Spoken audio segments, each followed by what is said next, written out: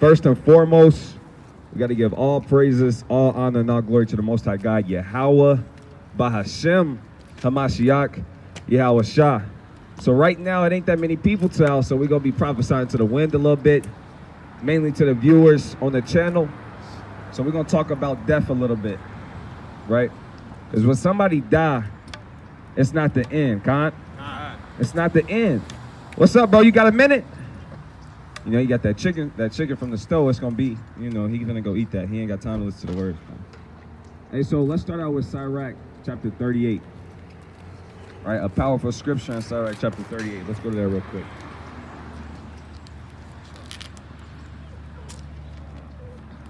(38 and 23). God. Sirach 38 and 23. Bring it out. It says, when the dead is at rest, let him remember rest and be comfort for him when his spirit is departed from him. Salakia, read it again. When the dead is at rest. So when the dead is at rest, meaning when the dead dies and go up to the spirit world, the Bible says, let him do what? Let him remember rest. Let him remain? Or is it remember? Remember. Let him remember rest, come on. Let his remembrance rest. There we go. So it says when the dead is at rest, let his remembrance rest. You know, when people die, they always say R.I.P. They go get shirts. They make a whole bunch of Facebook posts. Gone but never forgotten. They gone, but say it again. Gone but never forgotten. Gone but never forgotten. Ever since 1998 to 2020, right? Too soon. Why the good ones always die first? They do all of this, right? But when they was alive, they didn't do nothing for that man. They didn't do nothing for that woman. Or you know, when the brother parents die, man, every year, every single year, you know, they start getting emotional around them times, right? But they never honored their parents in the first place, right? So the point of the scripture says, when the dead is at rest, let his remembrance rest, right? Let him be at peace. He's not worried about you no more. The scriptures say they are at rest. They are at peace. They're not being troubled. Go to Job chapter 3. Right? Job chapter 3. Right? Because it's not the end when somebody dies, man. People don't understand that, though. Come on, bring that out real quick. God, this is Sirach chapter 22 and 12. Sirach chapter 22 and 12. Bring it out. It says, 7 days do men mourn for him. 7 days do men mourn for him that is dead, but for a fool and an ungodly man all the days of his life. Right. So 7 days is how long you would mourn for someone who dies, not the rest of your life. You know, people never let it go when somebody dies. They never let it go. Man, somebody dying is just a cycle of life, man. It's not nothing crazy, man. But a fool, people mourn for him his whole life, man. Right? Hey, what is saying Ecclesiastes? He said it's better to die. The day of death is better than the day that a man's born, man. When you die, it's a reason why Solomon said that. Solomon was what? One of the wisest men to step on the earth. He said it's better for a man to die, or it's better, the day of death is better than the day of a man's birth. Why? Because you're born into sin. Right? Give me Psalms, I think it's 51 and 5. Right? King David said the same thing, man. When you born, it's a beautiful thing, but at the same time, you just gave birth to a baby that's gonna be in hell, man. We in captivity, man. Ain't nothing pretty. Hey, look, he hearing the word. Hey, come over here, man. Let's talk about the Bible. I think it's 51 and 5. Yeah, that's what I want. It's the book of Psalms, chapter 51 and verse 5. Bring it out. Behold, I was shapen in iniquity, and in sin did my mother conceive me. Right. Behold, thou desirest truth in inward parts. Hey, so he said, in the womb, my mother shaping me in iniquity. Right? When I was born into sin. That's why it's better to die, because you free from the world, man. You go up to where the Father is, man, and we're going to show that here in a second. But let's go back to Sirach 38 real quick. 38 and 23, one more time. Okay, come. God. So right now, we give an understanding on death, right? Is death all that bad? Right? The Bible says, so from what we got so far, death is better than being on earth right now. Come on. God, this is Sirach chapter 38 and 23. Bring it out. When the dead is at rest, let his remembrance rest, and be comforted for him when his spirit is departed from him. Hey, sister, you got a minute? You got a minute? You on your way to work? All right, man. You know what today is, though, right? It's the Sabbath. We're supposed to be resting, right? So try and get your days switched so you ain't got to work on the Sabbath. Let's see if the Edomite got time. Excuse me, miss. You believe in the Bible? All right, how much, though? Just a little bit or a lot? You don't know who? Well, I can show you who it is. See? They'd rather not know. She said, I believe it's a higher power. I don't know who it is. I said, I can show you. Nah, I'm cool. I got work to do. I like my thinking process. Right, I like my thing. That's crazy. And then be like, you know, me and my guy got a relationship. Yeah, he knows my heart. I don't know who he is. I don't know who that man is, but he know me. Damn right. That's funny. Go ahead, read it again now. All right, Hey, why do you think when somebody died, people say R.I.P. Rest in peace? But you don't ever let him be at peace. You all troubled in your spirit, but you said rest in peace, rest in peace. Let him rest. Let him be at peace. You be at peace. The scripture says be comforted for him. You're supposed to be in comfort because you know what's going on up there. He's at peace. You still holding Job 3? All right, I'm gonna read this again. We're going. You got one too, right? Yeah, I got I'm gonna go to Job 3 first, then we'll go to yours. Come on, bring it out. This is, read it again. God, this is Sirach 38 and 23. Bring it out. When the dead is at rest, let his remembrance rest, and be comforted for him when his spirit is departed from him. It says be comforted for him when his spirit is going up to the Most High God, man. The creator of all spirits. You're supposed to be at comfort, man. Because he at rest. Right, let's go to Job 3. And I want you to start at... let's start at 15. It's the book of Job, chapter 3 and verse 15. Bring it out. Or with princes that had gold, who filled their houses with silver, or as in hidden, what's it say? Untimely birth, I had not been in fame, which never saw light. The wicked cease from troubling. It says there the wicked cease from troubling. Hey, up there in the spirit world, all of the bad people on earth, the wicked people, how you doing today? You got a minute for the Bible? You in the rush? Okay, look at that. Give this lady a hand right here. She said she's not in the rush. She can hear the Bible. Okay, so you know who Moses is, right? What'd he do? What's he known for? Parting the sea? You know about that, right? Who did he part the sea for? Do you know who? Who? Me and my kids know. Me and your kids? Who? My kids and me know. Who? I didn't catch what you said. I'm sorry. But we have one misunderstanding and we can't even talk about the Bible now. Now, right now, I gotta go take this to them. You said you had a minute though. How long you gonna be out here? I'm gonna be out here for a while. Okay. Okay. Hey, read 17. This is the book of Job, chapter 3 and verse 17. Uh-huh. There the wicked cease from troubling. Hey, it says there in the spirit world. Hey, Paul referenced the spirit world as the third heaven, by the way. He said there in the third heaven, the wicked what? There the wicked cease from the troubling. Hey, the wicked cease from troubling. The wicked on earth, they don't stop doing sin and iniquity and mischief and working over people and mastering people, manipulation and deceit and robbery and killing. But in the spirit world, all of those things is put to rest. All of those things come to naught. They come to an end. Come on, read it again. It says, there the wicked cease from troubling, and there the weary be at rest. There the prisoners rest together. They hear not the voice of the oppressors. Hey, so what is that saying?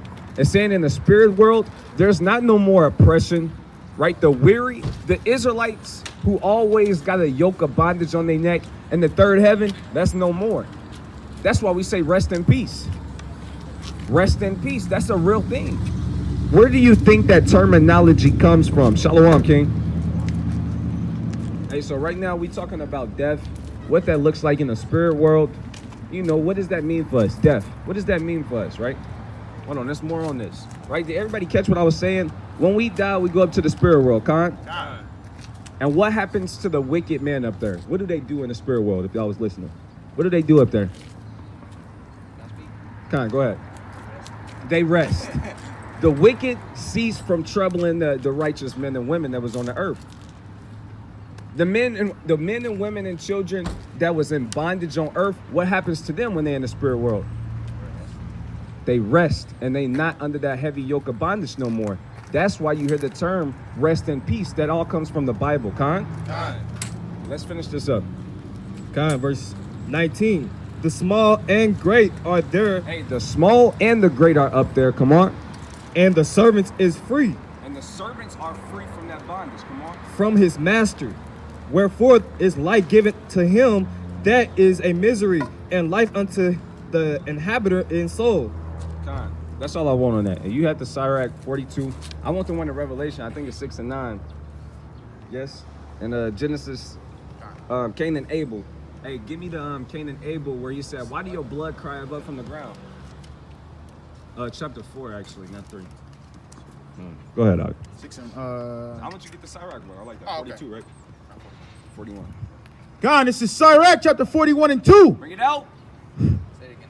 Sirach 41 and 2. Bring it out. O death, acceptable is thy sentence unto the needy, and unto him whose strength faileth. Hey, what is the Bible saying right now? Right? Read it again. O death, acceptable is thy sentence. He's saying, oh, death, acceptable is thy sentence. Have you ever met a man or came across a woman that was ready to die? Acceptable is the sentence of death with that person, right? And he elaborates who those people usually are who's ready to die. God. Unto the needy. Unto the who? Unto the needy. So the needy, the poor men and women and children, they them that are ready to die. They accept death. Who else accepts death? And unto him whose strength faileth. Hey, and when your strength faileth, like this man, look, he in the wheelchair. None offense to that brother. But he might be ready to accept death. He can't walk. He can't do the things for himself how he used to be able to. His strength is diminished. Right? You might not be able to walk yourself to the bathroom. You might be like, all right, I just died at this point. I can't eat my food. Right? Somebody got to feed me. Right? Through a straw. I need an oxygen tank. The sentence of death is acceptable to those kind of men and women. Come on. Hey, Jonah, right? He said, kill me. I don't want to be looked at like a fool, man. God, that is now the last age, and is vexed with all things. Right. And to him that despaireth and hath lost patience. Right? Fear not the sentence of death. It says what? Fear not the sentence of death. One more time. Fear not the sentence of death. He says, don't be scared of the sentence of death. And if you really believe in the Bible, give me Matthew chapter 5, man. Go, Dash, give me Matthew 5. All right? It says, fear not the sentence of death. And we were just talking about this last night. We just be chilling, talking Friday night, and we start talking about persecution, Jacob's trouble, and we start talking about what kind of moves are we gonna be able to make, right? This is when, what you say, it's gonna be a time of miracles. That hit my spirit. I'm like, damn, because, look, I'm gonna get off point real quick, and then I'm gonna go back to Matthew 5. Get the part where it's talking about persecution, Baba Kashaf. It should be right after,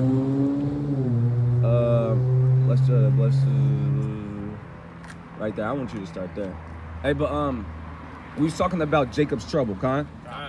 And then he said, look, we made we looked at the similarities between the captivity now and the captivity in Egypt.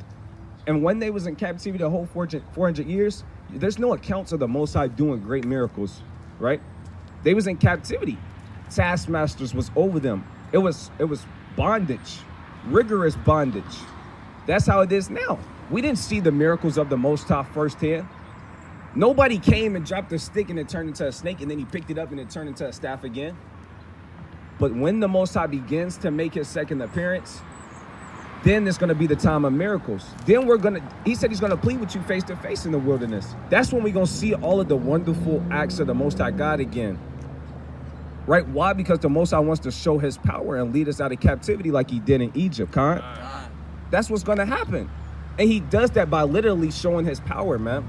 Doing miracles. Things that you thought was not possible, he's going to show you that they are possible with his power, Con. So let's go to this real quick, Matthew.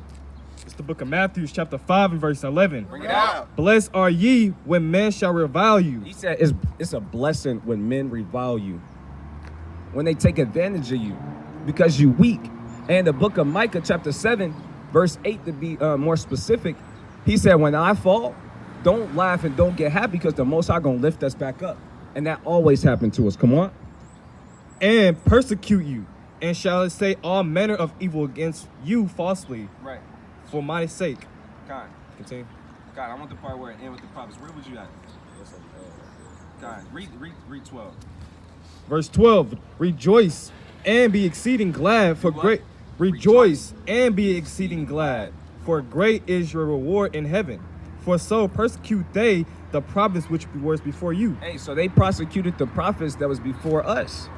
And we got to rejoice like Paul did. We got to rejoice like Yahushua did. We got to rejoice like the 12 did, like Moses did, like David did, like all of our forefathers, right? We can go on and on and on how our forefathers served the Most High God in rain, winter, sleet, snow, desert. We was in the desert. We was in the wilderness, right? And you had certain men and women who stand bold for the Most High God, man. And we coming up on them times hastily. And I know we always have fun. You know, we always do these things, right? We got Feast of Dedication coming up. What else? New Moon, right? And in between that, we got another Shabbat. And we always congregate and have fun in righteousness. But I want everybody to keep this in their mind that it's not always going to be like this. Yes, we're going to enjoy each other while we can, but we're going to get separated more than likely. Right? Hey, I might get separated from my wife. Right, from my father-in-law, from my brothers. Lord willing, we have each other, but that's the harsh truth. Right? And we're going to do a lesson over that, Lord willing. The harsh truth. From the elders to the men to the women to the children, it's a harsh reality coming real soon. It's not always a good time. It's not always good to always be in the house of mirth, man. That's what Solomon said. It's not always good that, yes, you're supposed to enjoy the fruit of your labor. I mean, you worked all week. It's finally the Sabbath. We've been waiting all week for this, man. We finally get to see each other. We break bread after camp. We barbecue. We break more bread. We enjoy each other. We celebrate the feast days, new moons. We do all of it to the best of our ability because we love the Most High God first and foremost, and we love each other. Con? That's a beautiful thing. Right? In Sirach chapter 25, he tell you it's three things that was beautified both before men and God. And one of them is the love of brethren, man. And him loving his wife. Right? Con. He called one and now I got you. Go ahead. It's the book of Ecclesiastes, chapter 3. I'm going to start at verse 1. To everything there is a season. Hey, to everything is a season. Right now, we in the season of getting your mind prepared on the things that's at hand, man. Yes, we can have mirth and love on each other for the time being, but just know things is finna break off and all hell is gonna get loose, man. And make sure you kind of getting your mind prepared for them things so you don't get caught off guard. Like it tell you in the book of Luke chapter 21. If you get caught up in the world and fashion and damn designer bags and makeup and drugs and lust and sex and alcohol and women, and we can go on and on. It's a lot of distractions. Them things were set up to distract you, right? And you can get caught up in them things like the book of Luke chapter 21 say, and you'll be caught off guard, man. You'll get caught. Hey, it says the word surfetting, right? Which one in the Akim know what surfetting means? Hey, you doing things overly excessive, where you indulging in a large amount that you shouldn't indulge in. Overindulging, that's the perfect way to put it. Overindulging, man. If you overindulging and you abusing the world and the things that's in the world, you're gonna get caught off guard, man. You're gonna get caught off guard. And that's why we come out to the highways and byways to warn people so they don't get caught off guard. But we gotta make sure we don't get caught off guard either. It's a balance to that. Finish that verse out and we're gonna go to Aharon. I had another one as well. We're gonna go to. Oh, okay, I see what you're doing. Go ahead. It says, to everything there's a season and a time to every purpose under the heavens. Come on. I'm gonna start up to verse. I'm gonna start at verse 4. Yeah, that's right. A time to weep and a time to laugh. He said what? A time to weep and a time to laugh. One more time. A time to weep and a time to laugh. A time to mourn and a time to dance. Man, it's a time and a place for everything, man. And you gotta find that balance when it's a time to be happy, when it's a time to dance, when it's a time to drink and play music and have mirth, or when it's a time to buckle down and get serious and get nasty with these scriptures and take the 4 warnings and signs that the Most High God gave to us, man. Aharon. This is Ecclesiastes chapter 7 verse 3. No. It says, sorrow is better than laughter. One more time, Mike. Sorrow is better than laughter. For by the sadness of the countenance, the heart is made better. The heart of the wise is in the house of mourning, Right. but the heart of fools is in the house of mirth. Hey, Solomon said, look, the house of mourning is better for a wise man that's going to understand that that's better than the house of mirth all the time. Because by you being sad, it does something to your mind. It makes your mind better. You think about, like Aharon always say, and you can add on to it because you're more fluent with this verse. I understand it, but you're more fluent in it. He tells you, well, Aharon always say, forgive me if I don't do it as good. He tells you that when you're in the house of sorrow, when you're on the bottom and you're in a sticky situation, you're forced to do something. You're forced to reflect on your decisions that got you in that position, and that's how your heart or your mind is made better. Con, I say that good enough? Con, man. When you down here, you have to figure out why you down there. How did you end up down there? And that makes your countenance, meaning your mind or your heart, better. It makes you reflect on your actions and your decisions and your thought process. Like when I got held back in middle school, man, I was balling. All of my friends kept going. They in high school now, and I'm still in middle school, man. The people we used to, look down on, I'm like, you're a grade lower. Get out of here. I'm with them now. Bro, I tell you, man, I cried my eyes down in front of my mama. I'm like, man, this is hurting me to my core. Like, damn. And then like that's when I was introduced. I was in 7th grade going to 8th grade actually. But at Rogers, we kind of all in the same building, but that building is huge, man. But anyways, the thing is, that's when I started getting into the world. Like I was a kid, I was in the world, I didn't have the truth. But that's when I started getting into drugs and skipping school and just everything, kick those and hanging out all night.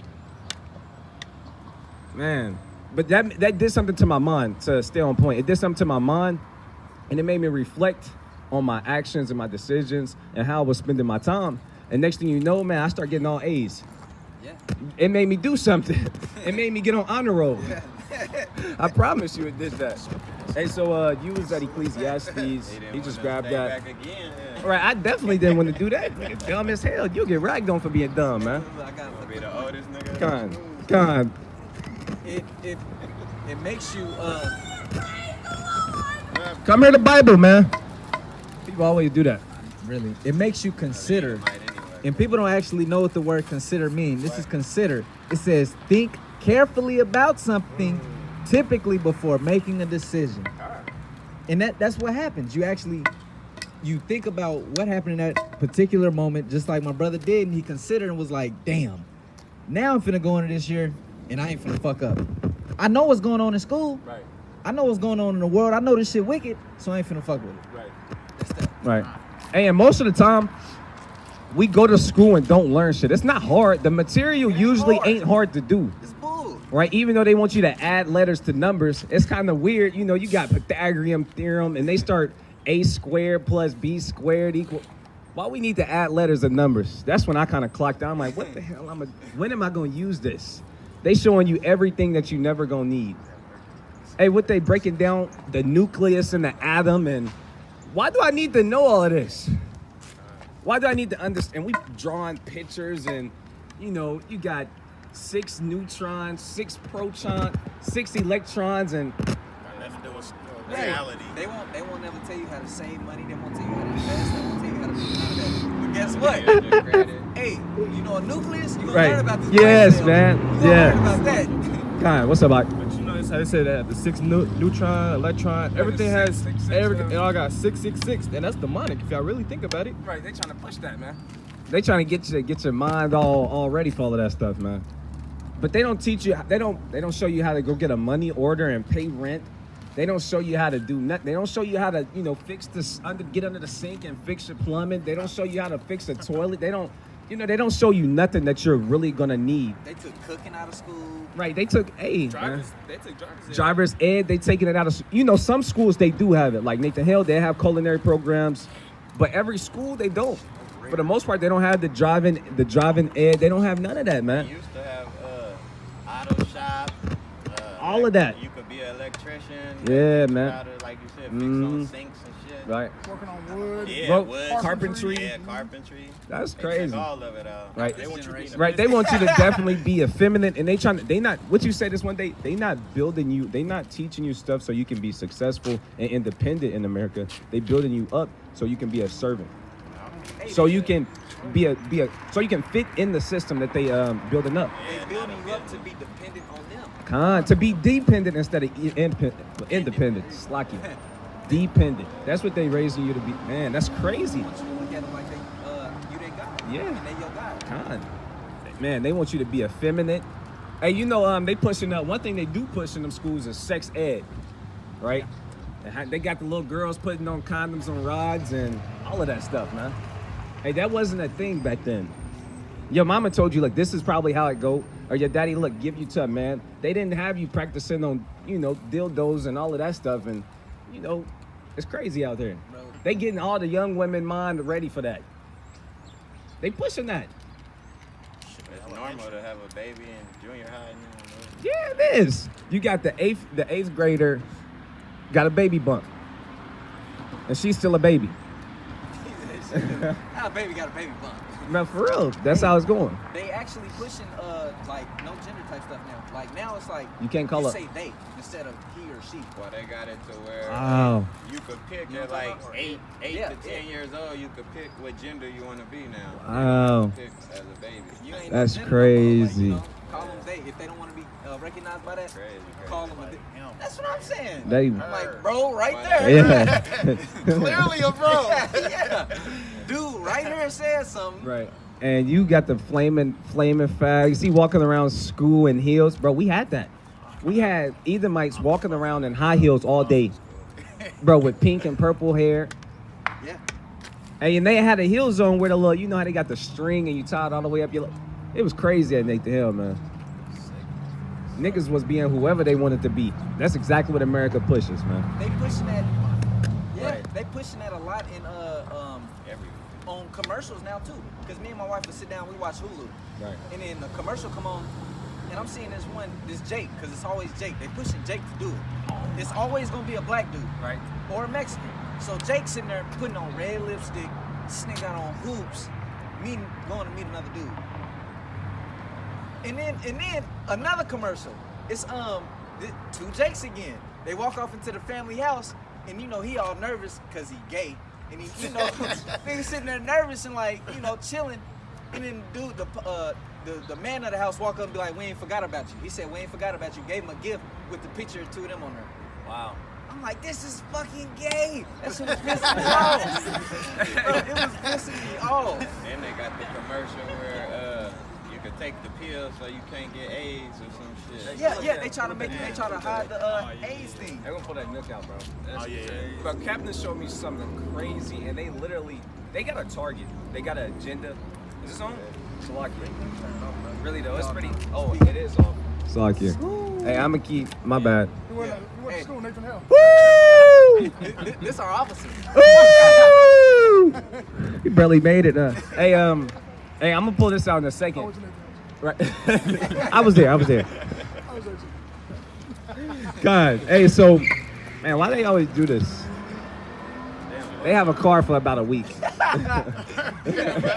That's for real. Then repo pull up and they arguing with them why your car getting towed on the truck.